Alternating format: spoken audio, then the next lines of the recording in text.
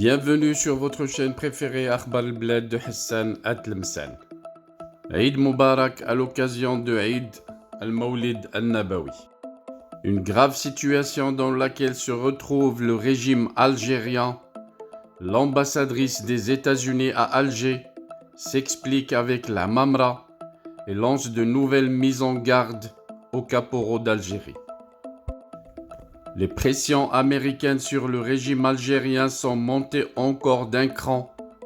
Le mercredi dernier, l'ambassadrice des États-Unis à Alger, Elisabeth Moore-Aubin, a été reçue par le chef de la diplomatie algérienne Ramtan Lamamra. Ce dernier a tenu à s'expliquer avec la diplomatie américaine à la suite des initiatives lancées par des députés et sénateurs américains réclamant des sanctions sévères contre les dirigeants algériens en raison de leur soutien affiché à la politique agressive et expansionniste de Vladimir Poutine, l'homme fort de Moscou. Ces vives critiques ont suscité de larges inquiétudes au sein du sérail algérien. Lamamra est passé à l'action en demandant une entrevue avec l'ambassadrice américaine à Alger, mais celle-ci n'a pas caché à son interlocuteur algérien qu'un sentiment de colère commence à émerger au sein de plusieurs cercles des décideurs politiques américains. La proximité du régime algérien avec la Russie de Vladimir Poutine est de plus en plus mal vue et provoque l'hostilité grandissante de plusieurs lobbies américains favorables à des sanctions directes contre tous les alliés de la Russie dans le monde.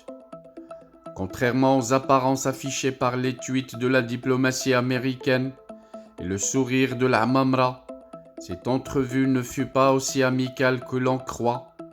Selon des sources, Elisabeth Moore-Aubin a expliqué fermement à la Mamra que la Maison-Blanche s'opposera vigoureusement à toute tentative de déploiement de l'hégémonie russe en Afrique, surtout l'Afrique du Nord et dans le Sahel.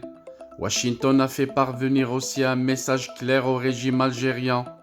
L'Algérie ne doit pas servir de base arrière pour le lobby russe dans la région et le renforcement excessif de la coopération militaire avec la Russie de Poutine risque de provoquer une remise en cause des bonnes relations de l'Algérie avec les États-Unis.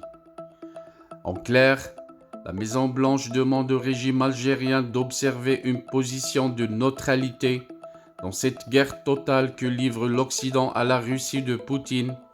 Face à ces mises en garde, la Mamra, selon les mêmes sources, a tenté de rassurer les partenaires américains que l'Algérie ne compte nullement encourager des actions subversives de la Russie dans la région et ne cautionnera aucun plan de déstabilisation qui pourrait être imposé par Moscou.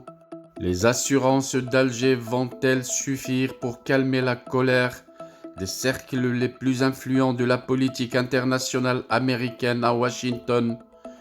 Je ne pense pas, parce que les caporaux des services secrets français, érigés en généraux et mis à la tête de l'Algérie, n'ont jamais montré la bonne foi, et toujours ils ont montré une mauvaise foi dans la gestion des affaires régionales, à commencer par l'hostilité à l'intégrité territoriale de leurs voisins, le Maroc, la Tunisie et la Libye, et toujours avec l'aide du bloc russe. On y reviendra avec plus de détails. Ce qui est sûr, c'est que les jours à venir vont être très difficiles pour les caporaux d'Algérie.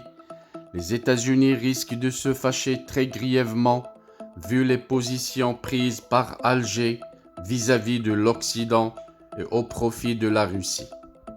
Je vous tiendrai informé de toute nouveauté dans ce dossier. Restez branchés sur votre chaîne préférée Akhbar al-Blad de Hassan Atlemsan. N'oubliez surtout pas de vous abonner à la chaîne si vous ne l'êtes pas encore.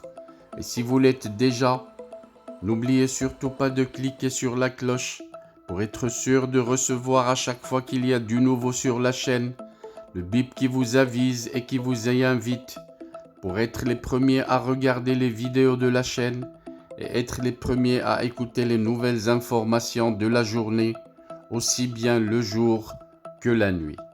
Eid Mubarak Saïd, bonne fête à vous, Eid Mawlid Nabawi, heureux à vous.